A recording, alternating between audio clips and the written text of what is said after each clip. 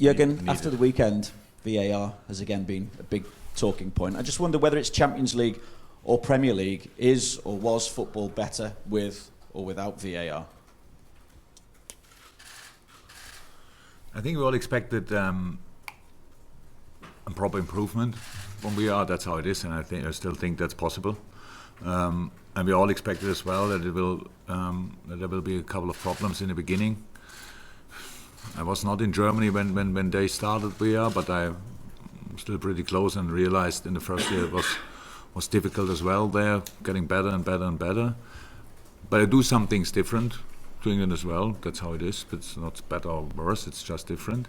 And so far we cannot really. And there were some moments, obviously, when it's clear. But that's the clear offside, clear handball, all that stuff. When you say, okay, that's what why we wanted it, or because we want clarification. That's all. That's all. When it came up, we thought, okay, good decisions, sometimes for you, sometimes against you, that's how it is, but the right decision. And so now I think in the moment we discuss much more after games about ref decisions than we did without VAR, and that I don't think that was the real reason for it, and so it's clear we have to obviously improve that altogether, and I think that's on its way. So a lot of meetings will happen. It's difficult in a moment for us to be part of meetings because we have a pretty busy schedule, but yeah, as much as we can help from the football side, we will try, and that's how it is, and we'll see what happens. Can I also ask you what you made of Pep Guardiola's comments with regard to Sadio Mane when he says sometimes he's diving, sometimes he has this talent to score incredible goals in the last minute. He's a talent. Obviously complimentary on the one hand, and then raising questions about diving on the other. So I'm not reading the English. The papers asked me already about it, and I tried to say pretty much nothing about it. Didn't work 100%, but I'm not really in the Man City mood in the moment, to be honest. I don't think about it. I like that he says about one of my players. I'm not 100% sure that he spoke about Sadio or about us in general, because maybe only mixed the words he and it or them up. I'm not sure now, but maybe only mixed them, because I didn't hear the Sadio's name. I don't know how he could have known about any incident in the game so quick after the game, what happened there. But I can say, and people from other clubs, it's always like this, that's how it is, but Sadio is not a diver. So it was a situation in the Aston Villa game where he got a contact and went down, and maybe it was not a penalty, but there was contact. It's not like jumping over a leg and do like he hit you or whatever. Just there was contact, and all the other penalties were penalties because he was in that situation, stayed there, and I'm 100% sure if something would happen like this for Man City, they would want to have a penalty because somebody kicked the player in the box, and that's a penalty. So that's pretty much. But I'm absolutely not in the mood to talk about Man City. I really want to talk today about Genk or us or whatever, but not about the game on Sunday.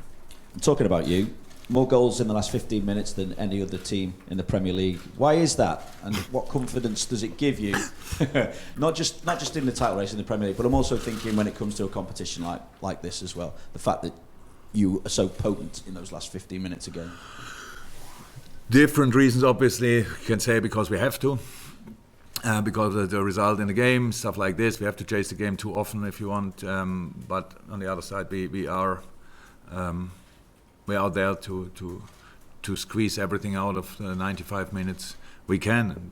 That's how it is. Unfortunately, we were not really often high enough up to control the game only in the last few minutes, and it's a situation. So, but of course, on one side, it shows a problem that we concede obviously goals in moments when we are not 2, 3, or 4-0 up. The last 3 times we conceded the first goal in the game. The good thing is obviously that it's not a massive impact, obvious. So it's like it should be. It's an information, nothing else. No impact needed. Just go for it. It's never that we think before a game we only want to score once, and it should be enough. And then if you concede one and think, oh my God, we only can go for a draw now. We want to win football games, and we don't want to stretch luck too much. That's how it is. But the game, for example, Aston Villa, I didn't think 100% that we will score, but I was sure we will get moments if we stay as composed as we were, and as clear and as creative and as direct as we were in this second half. Then we will have chances, and then we have to use them. Obviously, that's what the boys did in very decisive moments, and that's why we won the game. That's why we scored now twice late, and against Tottenham late, against United late, and all these things. It's important, but it's about the result in the game, and we had to do so. So that's why we have that, maybe that number. But how is that? To be 100% honest, I don't care. We have to win football games, and I don't expect perfect football games. It's not that I think it's not allowed to make this mistake. The goal we conceded against Aston Villa is a good example. It was no mistake.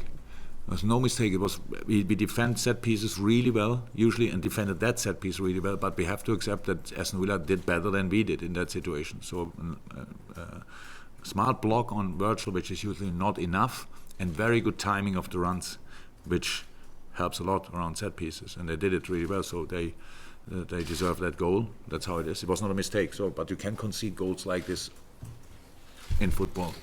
So no problem with that. Nobody needed to feel bad about it, and so we carried on, and at the end we did it. Yes. You say about nobody feeling bad, but Alisson said it really annoys him when you can't keep clean sheets. I can imagine. From them, because you've had less than half the amount at this time last season. So do you deep down feel probably the same? That all is always part of development. A lot of things work out really well in that season. Already, it's only 11 matches in. Yes, it feels much longer, but it's only 11 games, and there's a lot of. We always try to improve it, but you can. Our main target cannot be now to have clean sheets. We want to have clean sheets, but we have to be creative. We have to do. And the goals we conceded, they were all different. The set piece thing is now one time against Tottenham was their first attack, deflected ball, crossbar. It doesn't happen. For me, it's more important that opponents don't create against us a lot. If they score with their one chance they have, yeah, it's not nice, but that's nothing you really can work on. But we have to. That's of course we don't want to concede goals. That's easy as that. And as a goalkeeper, I can imagine that it annoys him. But at the end, he's as happy as all the others when we win the games. And he's not too much bothered about the clean sheet or whatever. But we will have clean sheets during the season, I'm 100% sure, and there will be a moment when we defend all the situations better again, and then we still have to score goals to win the games. And I understand why you wouldn't want to be in a Manchester City mood out of respect for Genk and obviously the competition as much as anything. So how do you stop that mentality when you go through those doors? Do you put a ban on saying those two words, or do you not need to do anything like that? Ban on what? The two words that you're not in the mood to say. The Manchester 2 words. City. Oh, I can say the words Manchester City. I only don't think about them in the moment. Why should I? That's no problem. And you mean if I have to tell the boys? Anybody that side of the curtain, I suppose. I don't have to. So the story the boys wrote, if you want, in the last 3 years was only possible because we always focus on the next game completely with all we have. Nobody thinks in this moment, and I don't have to tell them, I know them. Nobody has to tell the boys that City's on Sunday, tomorrow is Genk. So we have big ambitions in this competition tomorrow night, and it's an open group, still pretty much everything possible. So we have to be 100% spot on tomorrow night. We have to create an incredible atmosphere again. We have to make life as uncomfortable as possible for Genk. We have to make sure that we get these 3 points, because that's all why we're doing all this stuff. And that only works if you are 100% focused on it. That's everyone knows that. So for the people in the stadium, it's very important that they really dig in that game tomorrow night. For the players, it's very important that we do that. And so I don't doubt my players at all. So I know that I really would feel a bit embarrassed if I have to tell them, by the way, boys, don't think about Man City already. So I know them well enough. I don't have to do that. Okay. Just for the flow of the passing the microphone over, Matt, you've got it now, then we'll go to the judgment here, then Norway, and then Norway. You just touched on it there, Jurgen, but how much of a challenge is it for you as a coach when you arrive to this game tomorrow and virtually everybody expects you to win and win the game comfortably? How different a challenge is that for you? It's a challenge, but pretty much the best you can have, because it means you are a manager of a good team. You are in an okay situation at least, and that's how it is. It took long enough for us to come in a situation like that. So I don't want to be in a situation now and now think that's the biggest problem in football. It's not, but yes, of course. But it's especially always these center games of the group stage. Is like you have one away, one at home. We had that last year. I actually forgot it where we had it 2 years ago, but last year we had it against Red Star Belgrade, and we won at home very comfortably. Maribor, and even there we was really high. It was 7-0 there, and at home was not that. It was, I think, 3-0 also. Yeah. So clear as well, but not the same game. So people maybe expect that, but they want to strike back. That's how it is. That's how football is. That's how life is. That's how sports is, and that's. It's 100% clear that we really have to. Put in a proper shift tomorrow night. And we started the group, yes, maybe with the most difficult game you could get against Napoli away. But actually a good game, but a bad result. And that put us under pressure immediately. So we had to win the next 2 games. We did that. And now we have to use this basis tomorrow night. And that's why we need everybody again, really, because how you can, I said the group is still open, and that means for Genk as well. Means whatever their target is now, if they want to go in the group, or if they want to qualify for Europe at least at the end, for the European League at the end, that's still possible, and especially if they win tomorrow night. So they have so big targets, and that's what we have to respect, and what we always did. How I said, the story in the last 2 years is that we were always spot on in the specific moments when it was really needed, and it was in these specific moments when we have the games, and that's what we have to show again. Otherwise, we don't have a chance, and otherwise, we don't deserve a chance to go far in the competition, or maybe even win it at the end, because you only have a chance if you really respect each opponent. That's what we did, and that's what we will do. Yeah, and then it's still a challenge, but how I said, a rather better one. Hi, Coach. I read in the newspapers that you didn't check on the result of Manchester City after the Villa game. Did you check on the result of Racing Genk last weekend? And what do you make of that? Yeah, they lost that. Yeah, usually I do that. I don't remember them all, but in the first moment I look at lineup, stuff like this. Meanwhile, I know as well how Man City played, but it was when I come in the dressing room, I don't ask how did the other teams play. So it was actually 45 minutes after the game when somebody told me the results of the other games, and that's the first moment when I heard about it. And that's all. But of course, I know about Genk, and I know the different lineups, stuff like this, that what they changed and what they who could play, and all these things. I have all the information, but actually the final analyze meeting is after the press conference, and then I have all the information I need, and then we can train, and then we can train tomorrow morning again, and then we will play tomorrow night. Okay. Yes, and then we'll pass the microphone. Hi, Jurgen. Hi.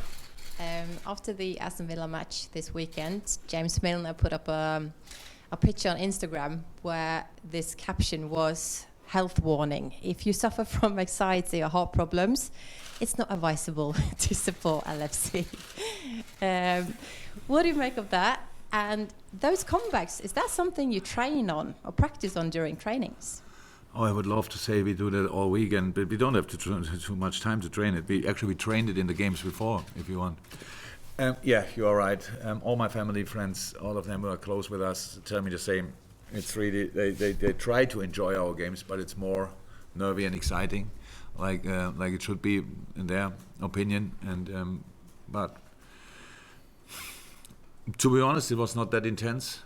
Heart attack wise, it was not that big, because you have to accept in football, if you are really good, you should win a game. It's not clear that you will win the game, but then you should win the game. And we were in the first half not that as good as we could. In the second half we were really good, but the result was against us. A couple of other things in the game were against us as well. And staying then on track, that really shows, yes, character, mentality as well. Don't get bothered by things you can have no influence on, and that's what obviously is better with a team who is working longer together. What we do, meanwhile, we have a lot of players, 4 years in, a lot of players, 3 years in, 2 years on all that stuff. So we are not together since a couple of weeks. So the be together created this kind of belief that we really can do it, but we don't expect that it will happen without our influence, and boys influenced it a lot, and that's why we deserved it. But I can imagine that it's pretty hard to follow us, and I'm sorry for that, but at least at the end, most of the time, there was some relief, and that's good. It's going to be the final question. Hi again. You're playing against Genk, which is a very famous club for very big players. De Bruyne, Koulibaly, a lot of players, and Ndidi. Having analysed, yeah, don't forget that. Liverpool legend, by the way. Pretty famous here. Having analysed them and played against them once, who strikes you as the next big thing from them? Oh, yeah. I made this week already a mistake and put a proper backpack on the young players' back from another club. I will not do that with the Genk players as well, but that's a proper club. That's really a nice story. When we played there and we saw all the pictures from the players who played there, I thought in that moment, thank God are not all here and we play them. So not that I didn't respect the players out there, but this is really an unbelievable group of players which they send all over the world. So that says a lot about the club, and it says a lot about the character of a club and the teams they create always. Last year becoming champion, which is incredible, an incredible success. Losing players, key players again, still staying on track, try it again, make new decisions, bring in new players. It's such a wonderful story, to be honest, but unfortunately we are not here to show our admiration or how much we admire stories like this. We have to beat them. That's a competition for, and that's what we will try. But it's really, I respect clubs like this a lot, and it's sensation. And there will in the future there will be more names coming from there. It's because if you have some, if you have this kind of direction as a club, it brings in other young kids who want to do the same, they have their role models out there in world football, and it's really, it's important obviously for imagine the world of football, how it would be without all these wonderful players born or raised or educated at Genk. Oh, really, not that nice. So we enjoy a lot what they do in the world of football, and that's cool. Thank you very much, Genk. Thank you, guys.